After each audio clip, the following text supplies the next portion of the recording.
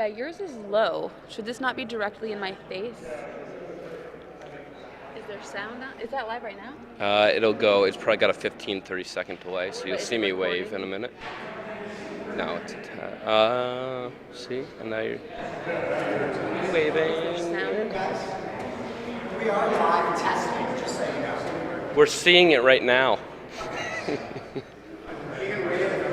8 people are watching right now. Maybe 7 of them are you. I'm gonna pull mine up a little bit.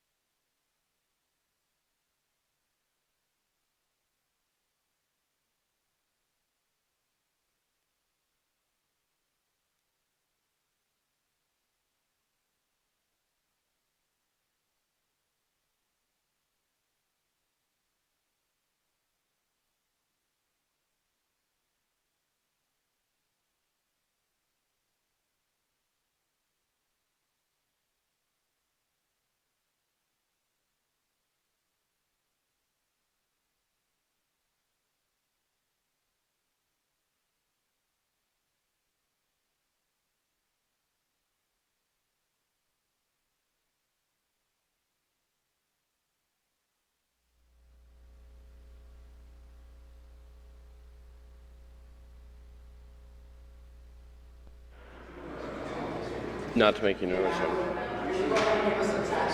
Sure. We are about to go live here at the fire station.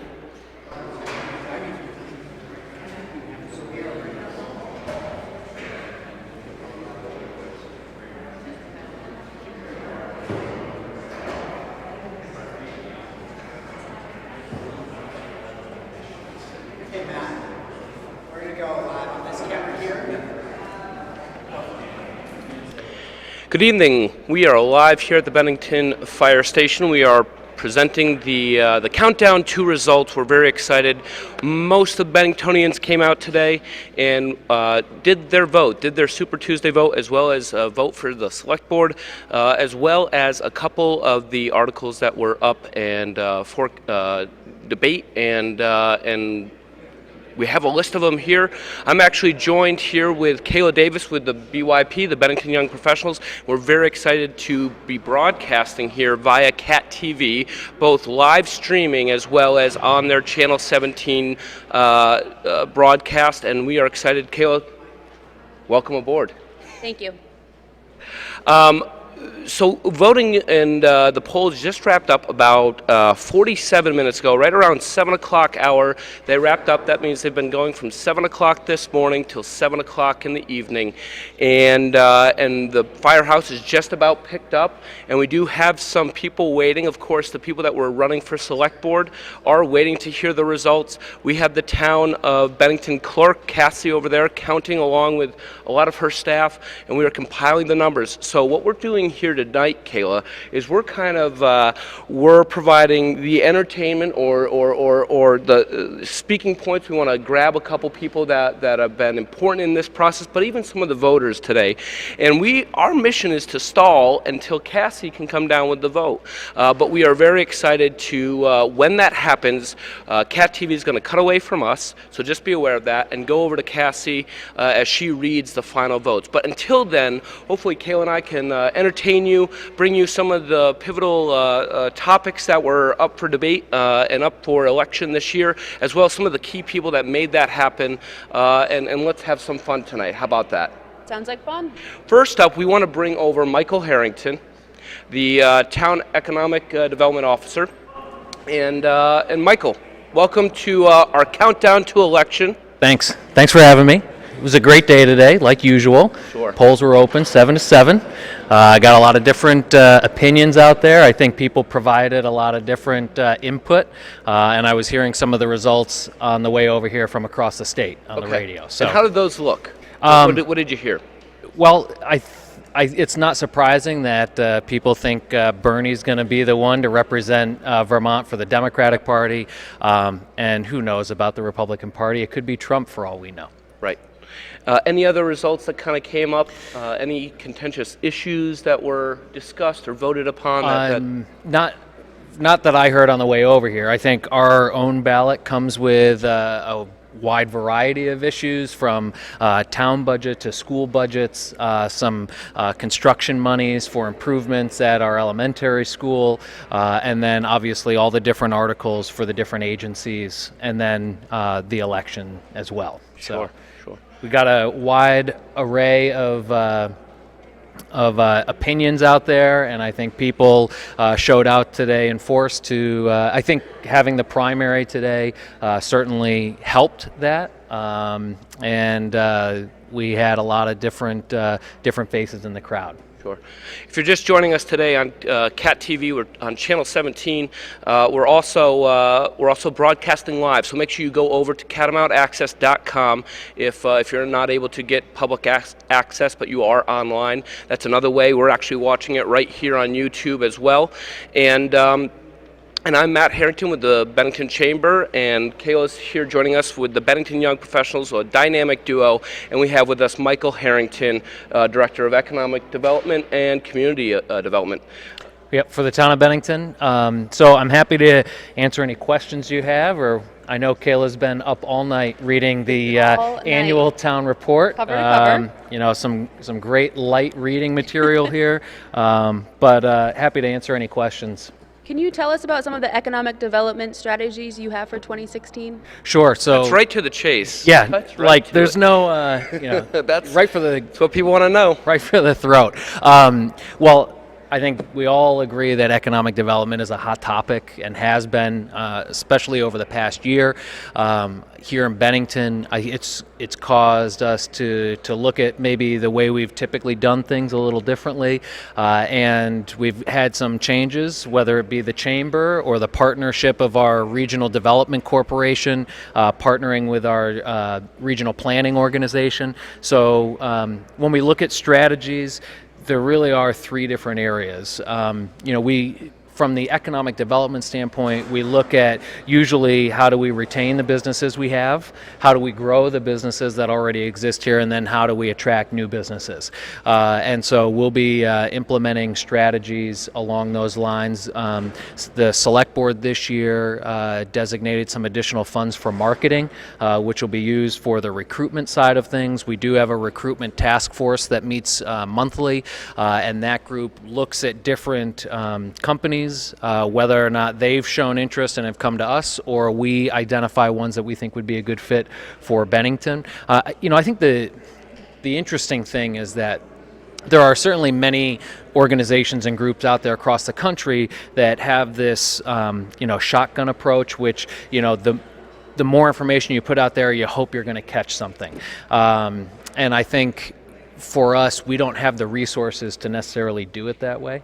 So ours is much more targeted because we're also trying to identify businesses, one, that meet a specific need, two, that embody what Vermont and what Bennington is all about.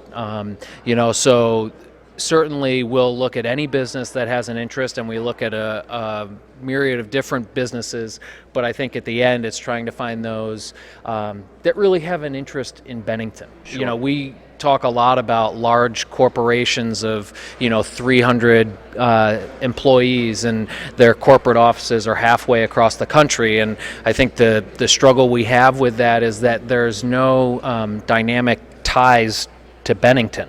So when there's a better offer, or when they're trying to reduce costs for shipping, or their primary customer is in a different state that's closer to them, these are all factors that we don't have control over. Right.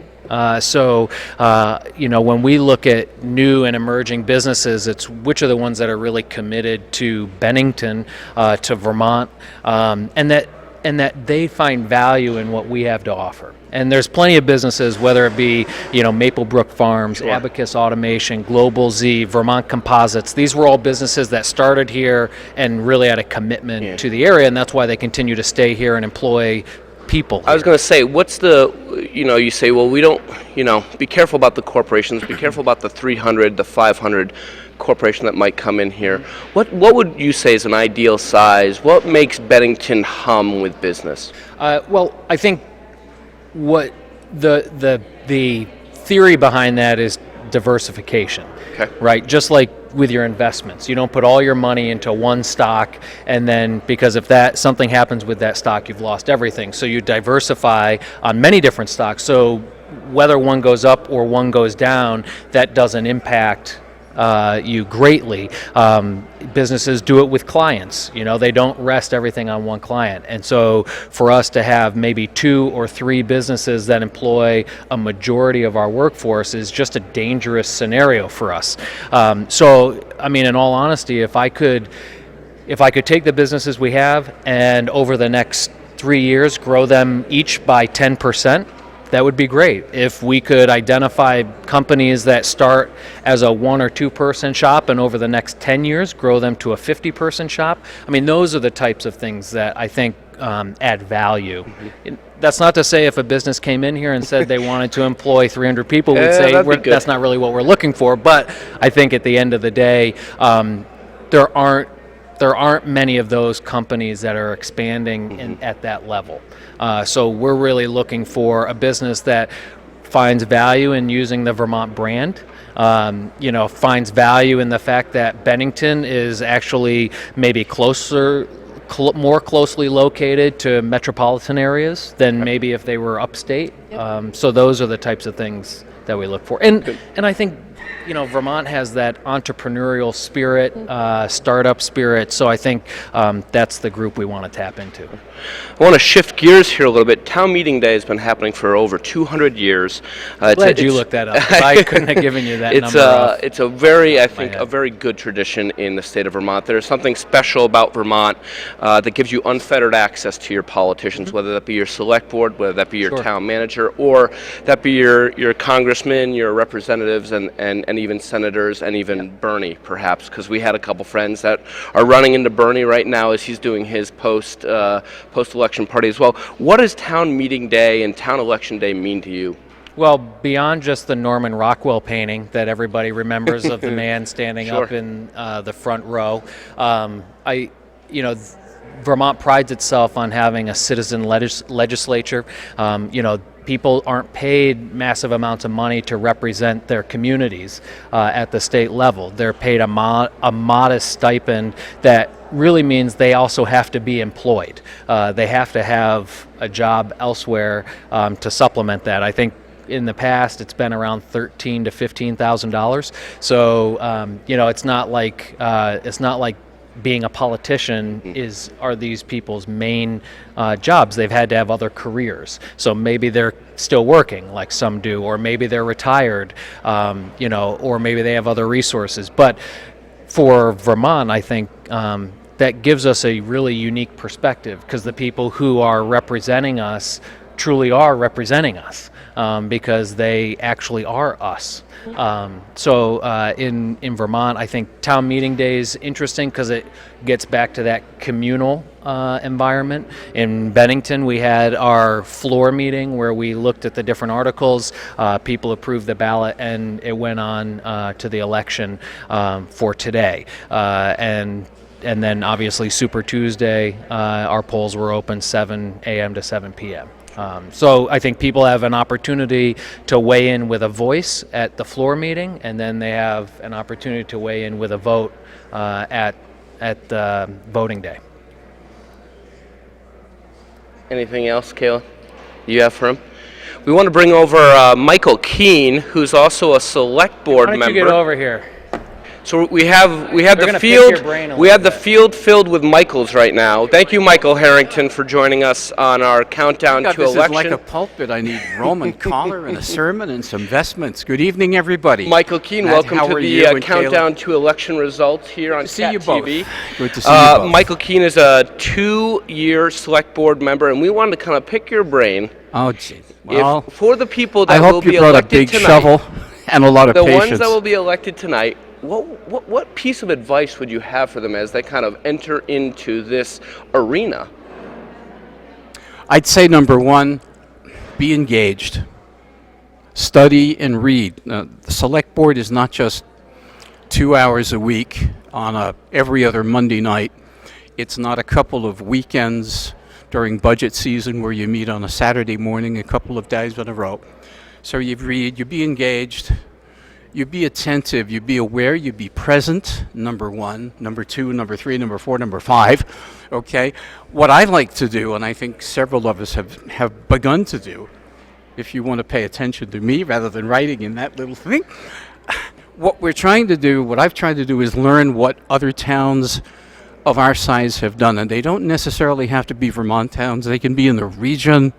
They can be in other parts of the country. We need to be able to learn how to benchmark ourselves, not only against what we were, but against communities of a similar size. And we need to be, I think, open enough to make those comparisons and learn from other communities. Many communities, and I'm not saying Bennington is one of them, but many communities can be sort of closed off to comparisons, closed off to learning from best practices. And one of the things that I've always recommended to my clients, and that we've talked a lot about in this select board and begun to implement, is what are best practices that we want to emulate? What are best practices that will help make a difference? So being attentive to those things, being present, listening to other select board members, having an open ear with citizens, but not being afraid to challenge both citizens, received ideas, and accepted solutions, and not being afraid to challenge other members of the select board.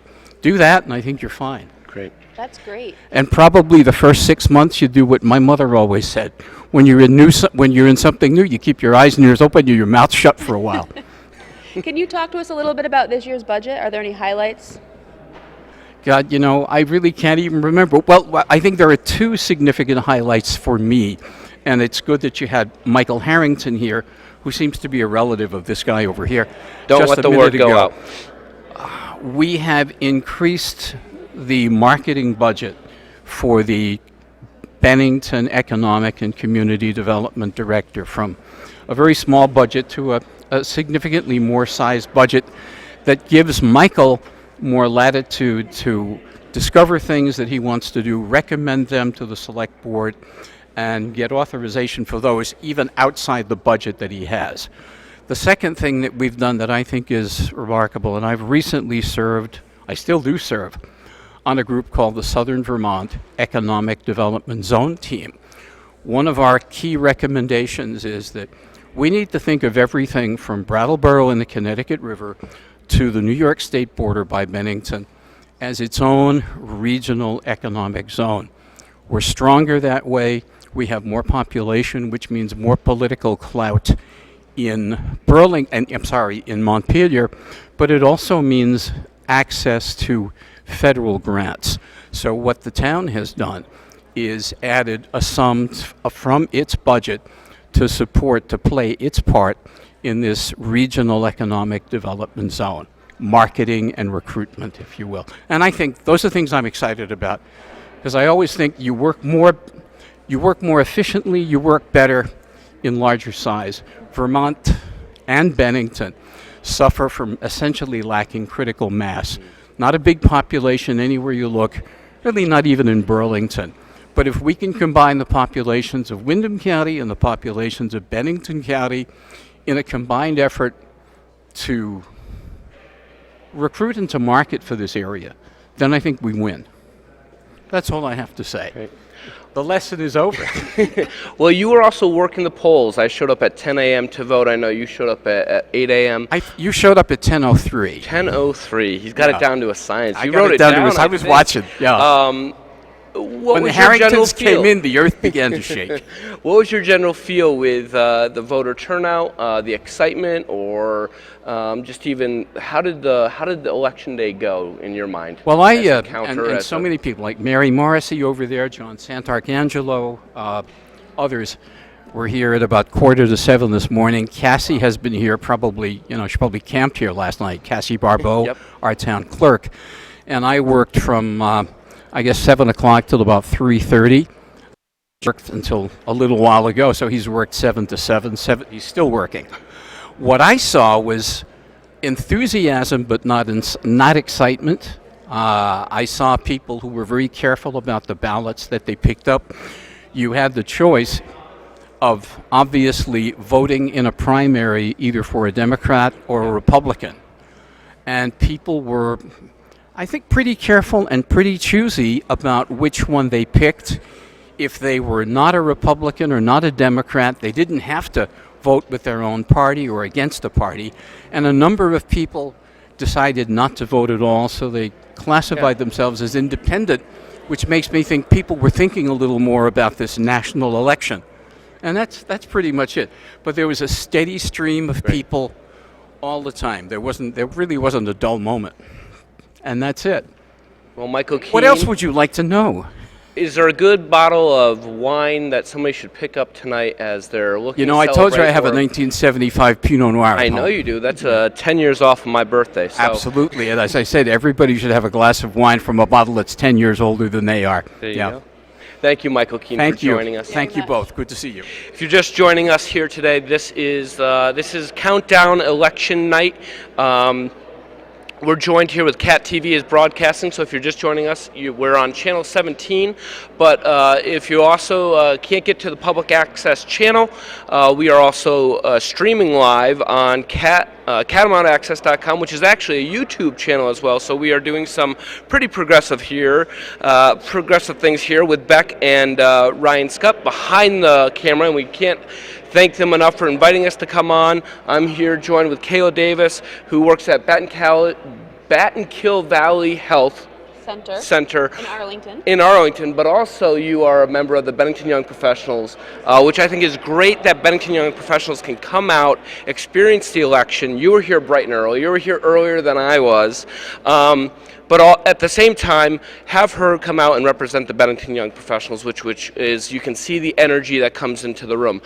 We are joined here with about 20 different people, 25 different people, waiting to look at what the results are. As Michael Keene mentioned, Cassie is counting the results with her team, the town clerk is, and so eventually we will cut away, just so that you know, into, and we're getting prompts everywhere, so if we look distracted, we are distracted on the air right now, so we're just trying to field, we're looking online. We're about to actually have Stu Hurd join us. Stu Hurd, town manager, welcome to the countdown to election results. Well, thank you. Pretty exciting to be here. Yes, and how did you feel overall? You were here probably throughout the day. How do you feel the general atmosphere was, the energy in the room? Were people excited to get out and vote? Well, I actually came at 7:30 in the morning, voted and left. So I was not here throughout the day. One of those early ones. But I'm told that it was really very busy and it picked up throughout the day. Of course, the primary brings a lot of people out. So I expect that Senator Sanders will do very well in Vermont. I'm told that they're already calling Sanders and Trump, which says a lot about Vermont, both ways. But nonetheless, I wasn't here throughout the day, but voting is participation in democracy, and that's what it's really all about. How many years have we actually done it at the firehouse? And before then, where was it before? Oh my God. We've been here, this building was built probably 30 years ago now, and we began to hold our polling here right away. Where the heck did we used to vote? Frankly, I don't remember. Putting you on the spot already. We got harder questions as we go down. I can now claim that. Yes. I frankly don't remember where we used to vote, but we have been here, and it was probably one of the schools, Bennington Elementary School. There where we we go. used to vote. Yes, in the gymnasium there. But this is where we've been voting for a good long time now, and I give credit to the polling workers and to Town Clerk Cassie and before her Tim Corcoran. I mean, it's not an ideal place to work. I mean, look at it. It's a firehouse, all right. Yes, that's but it right. definitely gives us the room, and I think I know. Again, we both voted today, and it moved very, very systematically, moved very smooth, and I think that's a credit to the people that did come out, gave us our ballots. So you managed to remember the first initial of your last That's name. So all you got you in the right need line. to know, and actually, Because I actually get in the wrong line every year.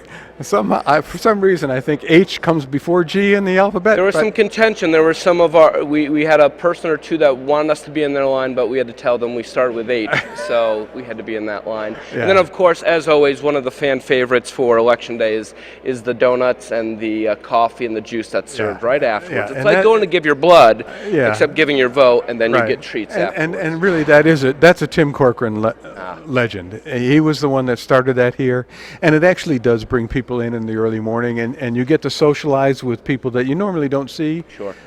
And I probably shouldn't say this, but I think Tim used it to gauge how the vote was going, because he was pretty clever. Knowing Tim, I could see that. And Yes, so he understood the people of Bennington. He knew them very well, and God bless him. He did a great job. But that was his idea, and it gives people. You're not just going to vote, but you're going to socialize and do some things that you might not do at town meeting night, because the floor meeting can go very fast, as it did last night. It did. Not many questions, and Zoom, you're out of there. And I think this gives people an opportunity to do a little something different and enjoy themselves in the morning. And that's something we talked with Michael Harrington a while back before you got on, Stu, was just the tradition and the antiquity of what it means to be in Vermont and to vote, and it still brings in that small town feel, whether you're voting for Bernie or you're voting for your local selectman or selectwoman. I mean, absolutely. I mean, I can remember when I was much younger, and I finally had the opportunity to participate, and I have voted ever since I became old enough to vote. In my time, it was 21, and when I moved to Vermont and became a resident here, I voted in every election that I could vote in, and I don't understand people who don't vote. I really don't understand what their thinking is. I mean, how do you get to complain about your government if you don't even participate in it? How do you get to criticize the presidential outcome if you don't participate in it? I mean, so I really don't understand the people who stay away. And you think about the countries in the world where people risk their lives to go to the polls. Sure. And we all sit back and what do we get, 30%, 40%, maybe 50% in a presidential election? That's pretty interesting. Yep. Let's. I do want to pass over to my colleague here, Kayla. But one of the maybe the most immediate contentious items, which really has nothing to do with the election, but since we have you here, let's talk a little bit about water. Yes, sir. H2O. And I do want to give you a little bit of a platform just to inform the citizens of Bennington kind of where are we at in that process. I know the committee was meeting last night while the town meeting was going on. Can you give us a general update about where we're at with the water? It's really, I mean, the PFOA issue, and I'm not going to try to say the word, is really a North Bennington situation at this time because it's affecting the people of North Bennington who are not on the public water system. And some of those homes are literally within easy connecting distance, but for whatever reason, when the system was installed, it wasn't extended to them. And so there seems to be a very easy solution for those folks. Okay. Who would have thought that when ChemFabs was employing a lot of people and going great guns, other than the odor problems that were constant in North Bennington when they were there, that was a bad thing. Mm-hmm. And the same is true for Hoosick Falls, with Dodge Industries, and for now Petersburg with Taconic Plastics. They were all working with a chemical that is now considered to be a problem, and it's called an emerging contaminant. We don't know much about it, other than it's water soluble, it's heavy, so it moves very quickly through the soil and into the water table, and it stays there. And if you ingest it into your system, and I'm told that 98% of the world population has PFOA in their blood because it is everywhere. Okay. I found out the day that the state met with the folks from Saint-Gobain that even polar bear blood has been tested and they found PFOAs. So it does exist, but maybe it's dispersed. We don't know how it's dispersed. We don't know how it travels so far. We don't know why it's so persistent. But it's new. When we had our landfill issues back in '99, we weren't even testing for it. Mm-hmm. So it's changing very fast. That's the one issue. But what that issue has done is now it's spurred a whole concern about the Bennington water system and the fact there's lead in the system. And I'm here to tell people we have lead in our water system because there are numerous lead service lines. But we treat and have been treating our system with materials that raise the pH because our source is acidic. We raise the pH, it coats the inside lining of the pipes and prevents lead from leaching into homes to the fact that they're below the maximum safe water drinking levels. And we've been doing that for, I'm told, 30 years now. And yet, if you were to pop on a Facebook site tonight, you'd hear people issuing concerns about, well, how come the Bennington's not doing anything about this? We've been doing something about this for 30 years. And I understand. People who didn't live here 30 years ago, didn't understand what was happening, and they hear there's lead in the system, it's Panic City. You can't blame them, but at some point they have to listen to reason, they have to understand, and to simply discard the facts that they're given and saying, well, somebody's got to be lying to me, that becomes ludicrous after a time. Let's lighten it up a little bit. Oh, all right. One of the things that was voted on today was select board members. Can you Yes. talk a little bit about the role of the select board members in local government? The select board members here are the legislative body. They are my employer, so I work for them under our Bennington charter and under state law. All of the other employees that we have work for me. So if I'm doing a bad job, they can throw me out in 90 days with notice. But as a select board member, I think you are now a part of a team, and if you don't look at being on a board, and any one of us who have served on boards, if you don't look at being on a board as being part of a team, then you're going to have problems. Because if you've got a single issue in your head and you can't convince the remainder of the people who are with you that that's really an issue, then you're not going to get very far. You're going to be constantly battling the tide, and ultimately you're going to lose. So I think when the select board members are elected here, and we're going to have 2 new board members at least tonight, we may have 3, which is 3 would be a sea change. 2 is pretty drastic. You normally don't have 2 select board members stepping down at the same time. So there's a continuum, and I think that's good for the community. It continues the process, the goals and the subjects that we're working on, the priorities remain the same, and we're trying to get somewhere. When you have a sea change, you may find yourself suddenly stopped, because these 3 people have totally different ideas of what's important to Bennington, and now you've got this 4-on-3 battle that goes on. So thankfully, I think the candidates that are running for office here all see the team concept. Sure. And so regardless of who wins, I think it's going to be interesting for the staff, because it's going to be new, but change is good.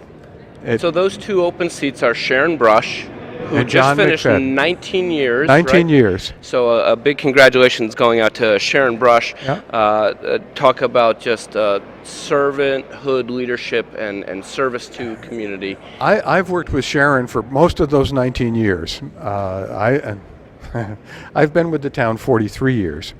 So there isn't many new people coming in that have exceeded me, but and I can remember when Sharon came on as a health officer. She was a nurse at the time, and she was appointed by the select board to serve as a health officer. That's when I first got to know her. She next was appointed to the Zoning Board of Adjustment, which is now morphed into the DRB. She served as its chair for a number of years, and then she was elected to the select board and has actually served as chair of the select board and vice chair of the select board throughout her tenure. So yeah, this is a woman who modestly calls herself the town mom. I'm not sure I like that. I've heard that a couple times throughout the last week. I don't know that a town mom is the right thing, but she's been there for a long time. She's always managed to work with the different people who come on the board, and I think her service has been very productive, a very good time for her. She should be very proud. We're also losing John McFadden, who's going away to Boston for professional career development or career expansion. And Tom Jacobs, the chair, he's up for re-election. He's up for so re-election. Those are the possible 3 seats. We may just have 2 people if Tom gets elected, but we don't know that yet. We're waiting on Cassie. What do you think those 2 other members bring and have brought to the table? How will they be replaced with what they were bringing to the table? Well, you have to, this is kind of the broad view, and theoretically under the charter I'm not supposed to get involved in politics, but I'll show you. If you look at the candidates that are running, none of them appear to be destructive. Sure. They're not about tearing down what's in place, and I say that with some trepidation, but they're not about tearing down what's in place. They're really about moving forward, carrying Bennington forward. Everybody recognizes the problems we face. Everybody recognizes the economy we face. And I think if what they say publicly is what they do when they're elected, I don't think you're going to notice a change, except that we'll have different faces to look at 2 weeks a month, and we do this whole thing with the staff when there's a new select board member who comes on. We meet with them prior to them taking their seat, and we unload a pile of documents on them that they suddenly start to feel that maybe this wasn't such a good idea. Exactly what Michael Keane was saying before. It's going to be longer than every other Monday night experience. If you don't take the time to read what we present to you, then you're going to be quickly out of touch with what's going on. Sure. I mean, from the charter, which Tim Corcoran used to refer to as our Constitution, from that very basic document to the land use plan, to the land use regulations, to our personnel policies, which I know WBTN is just working on. Sure. Not WBTN, but the chamber. I'm sorry. Yep. All of those things are in place. We have had them for years, and it's a matter of trying to bring those individuals on board so at least they know where we are. And where we go from there is sometimes determined by their personal agendas and how convincing they can be to the other board members. But the last thing you really need is somebody who's totally out of touch, who's a single issue person who only wants to tear down. We don't like where we are, so we're going to tear it down and we're going to make something entirely different. Those people are not productive. It makes the board less productive, and that's not what Bennington needs. Well, and voting has closed, so the vote is in. We don't know it yet, and we're waiting on Cassie, but the vote is in. So, unfortunately, if you're watching this and you've just listened to Stu, there's nothing you can do about it now. No, we're in it, and we can ride the wave. In Barbados, at the end of the cricket match, the announcer tends to announce, "It's all over but the shouting." and that's where we are. Well, it's all over but the shouting. Hopefully we're inching up on that. We're about 8:22, and if you're just joining us, we are live here at the Firehouse. Joining us, Cat TV is obviously broadcasting both on Channel 17, but also the streaming as well online at catamountaccess.com. But their YouTube channel as well is streaming this event live. I'm joined here by Kayla Davis, part of the Bennington Young Professionals, myself, Matt Harrington, with the Bennington Chamber of Commerce. This is our countdown to results. Kayla, I don't know if you have any final questions for Stu. I was just going to end it on a positive note. What are some of the exciting things that 2016 is going to bring to Bennington? Oh, God. We're very hopeful. If the winter continues as it is, we're going to basically end the winter season with a tremendous surplus in the highway budget. It's going to allow us to start early on some projects, which means we're going to be able to do additional paving projects. The number we're talking about is an additional $270,000 in paving projects, if everything holds. And we would start probably early June and carry right on through into the next fiscal year. That's going to be really good for people because everybody wants a smooth road to drive on, and you can pick your roads. I mean, as I drive up River Street, every time I come to a meeting here, I think we've got to deal with this street. It needs some work. Sure. It needs new sidewalks. It's not on the list this year, but it's going to come. And this is the kind of a year that really gives us that kind of an oomph. I mean, looking even further forward, we've got massive upgrades to do at the wastewater treatment facility. Probably require bonding, but we're trying to knock off the smaller portions of that. While continuing to upgrade the system and I'm talking about the treatment plant itself. I in fact oversaw the upgrade of that system in 1982, so you can tell it's a little old and it's a little aged, and perhaps I am too, but nonetheless, that's what we're looking at there. And then we've got a public works facility we're looking at. In 2011, we had plans done, we had site designs done. We were planning to go to the select board and present those in that budget year as a means to get a budget to combine the highway garages. We have one in the village, one in the town, which is a throwback historically to when it was a village and a town. And Tropical Storm Irene hit, and all of a sudden we found ourselves, borrowing. I think we borrowed somewhere close to $5 million. And we ended up, we're going to be owing, thanks to FEMA, about $1.3 million. And that impact will come not this year, but next year when we finally resolve the borrowing issues. But we're looking at probably another, just a penny on the tax rate, $100 and some odd $1,000, just to pay for that debt. Yep. So that steals. I mean, $100,000 takes you a long way in municipal government, and now we've got to pay that back, and I feel really badly that we have to do that. But every time I drive past and over the Roaring Branch in a heavy rain or a thaw, and I it's see well that worth it. river well within its banks and it's not doing what it used to do, I think it was we did the right thing, and the state encouraged us to do the right thing. It's unfortunately the federal government didn't see it the same way.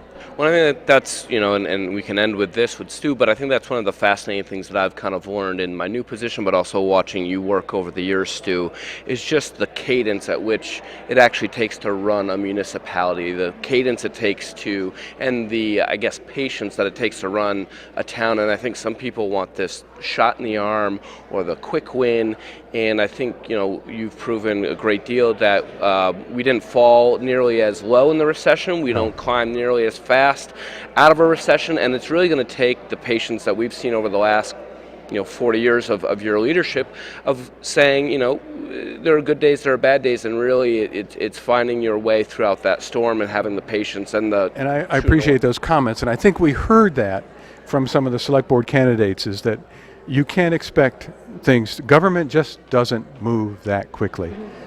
Because, I mean, theoretically, we have 9,500 voters, somewhere in that range. So you have 95 different opinions. We have 15,000 people live in the community. That adds another 6,000 people with different opinions. And, in order to coalesce into something that is acceptable to the community and then take it forward, it takes some time. And we've been very fortunate, and I think I've been very fortunate. I've been 23 years in this office, and I've had a variety of board members, and God bless them all. We've managed always to move forward. Yeah. And that's what counts. And onward, I think, is what you use in your... That's often, always onward. Thank you so Always much, onward. Stu Hurd. My pleasure. Town manager, thank you for joining us. If you're just joining us, we are here with Cat TV, and I keep getting pointed to the right camera. Thank you, Beck. She's one of our camera people behind the scenes, as well as Ryan Scott over there. Thank you so much, guys, for giving us the audio, the tech, the camera.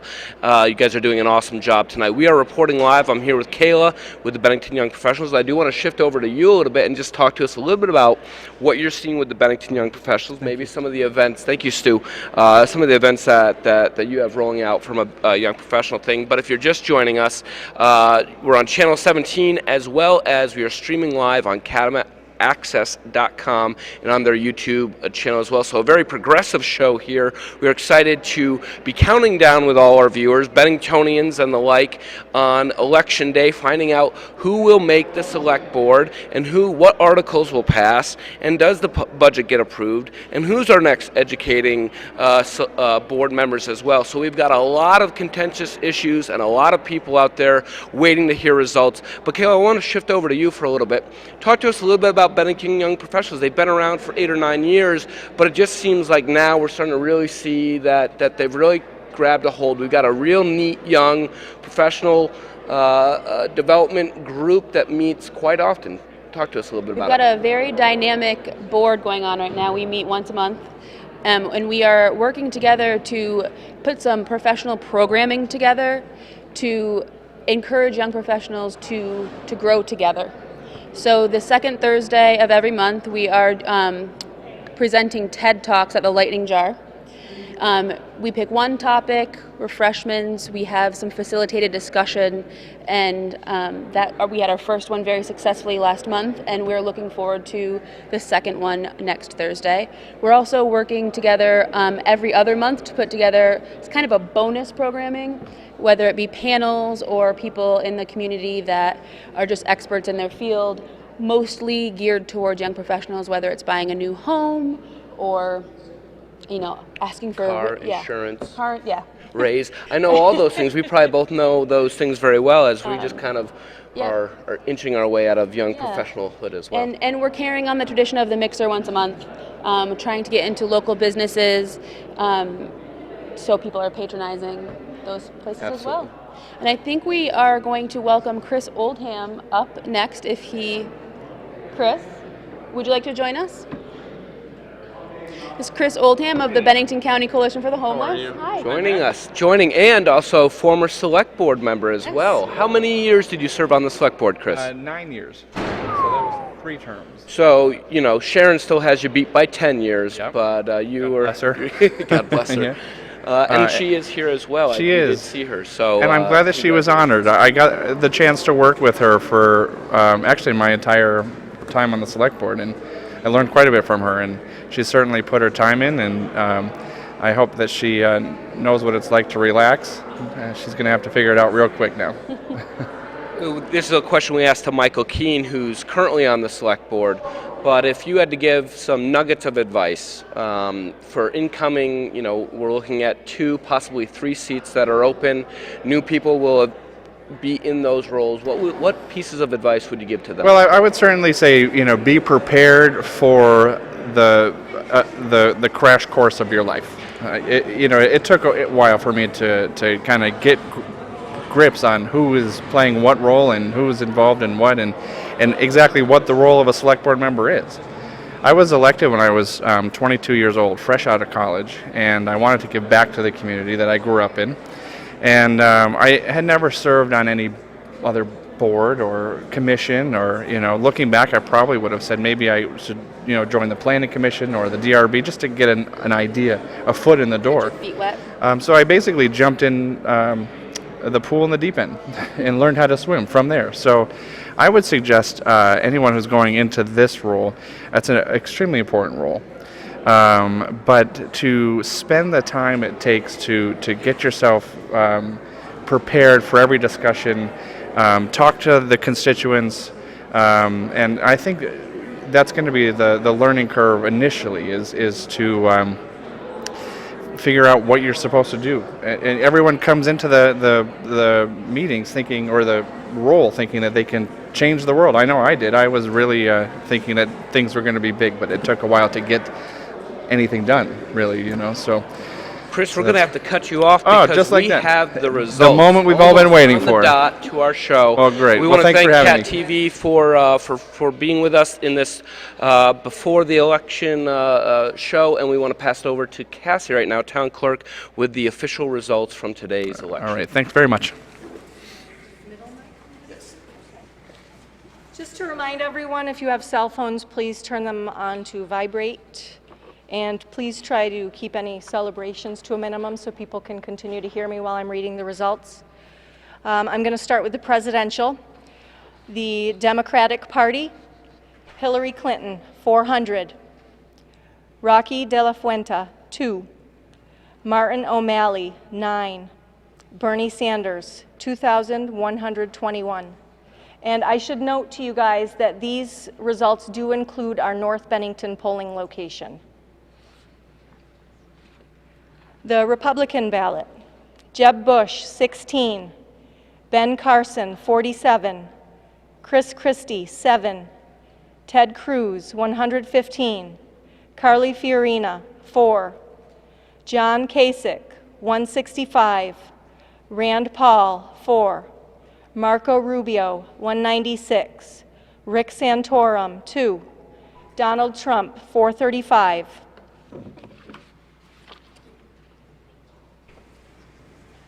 Next up, we will go to annual town meeting.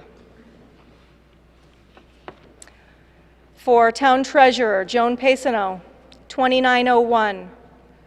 For town moderator, Jason Morrissey, 2,834. For select board, 3 to be elected. Mike Bethel, 796. Jason Bushy, 510. Jean Connor, 1586. Tom Jacobs, 1704. Jeannie Jenkins, 1650. Michael McDonough, 1048. Don Miller, 1,234. So again, this includes North Bennington. That means Connor, Jacobs, and Jenkins have won those seats. Article 1, the budget. Yes, 2,538. No, 850.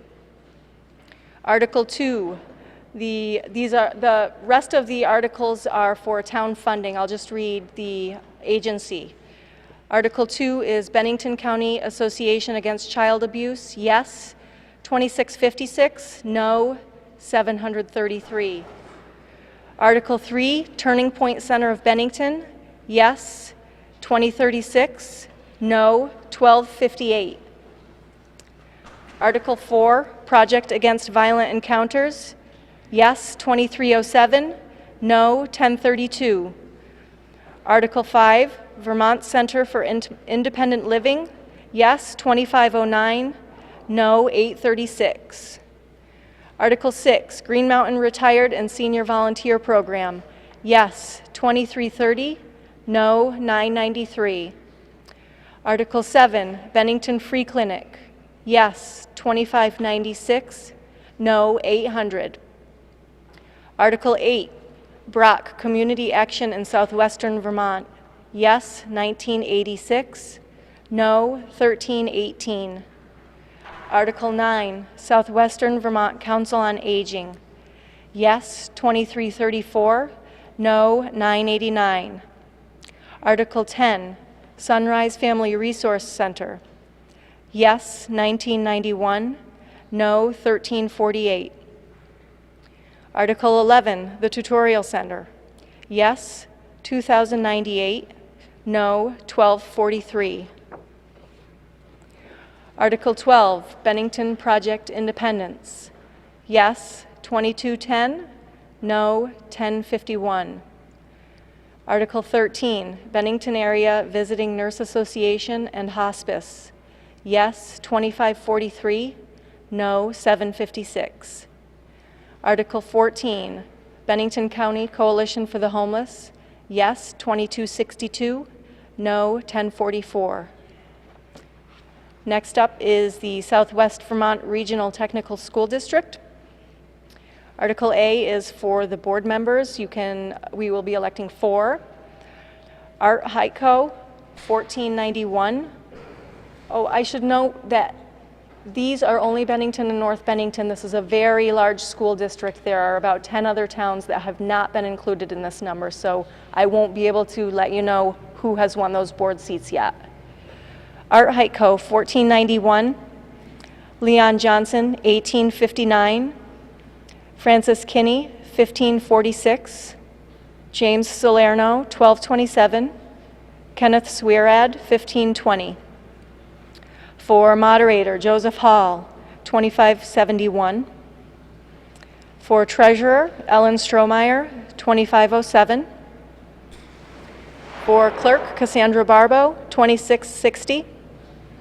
Article E, which is the budget, yes is 2294, no is 919. Article F, which is 2 reserve funds for capital improvements and for equipment, yes 1963, no 1217.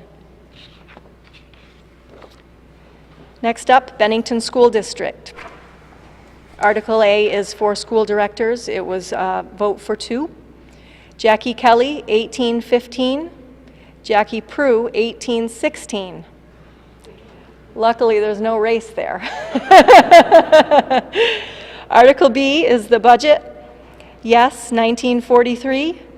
No, 1101. Article C is the bond for the energy efficient improvements. Yes, 2043. No, 977. Now on to the Mount Anthony Union School District. Again, this includes a few other towns that are not included in this number. Article A for clerk, Cassandra Barbo, 2971. For treasurer, Gail Morissette, 2755. Article C for the Bennington School District seat. Vote for not more than 1. Edward Letourneau, 1492. Sue Plaisance, 1442. Again, there's other towns to be counted there, so it's too close to call at this point. For Pownell School District, Timothy Holbrook, 2464. For North Bennington Graded School District, Leon Johnson, 2375. And there is an active write-in campaign going on that race. Again, we don't have total numbers yet. Article D is the budget. Yes, 2246. No, 1085. I believe that's everything. Again, thank you guys for staying so late. There was a huge turnout tonight, which is great. Thanks for staying.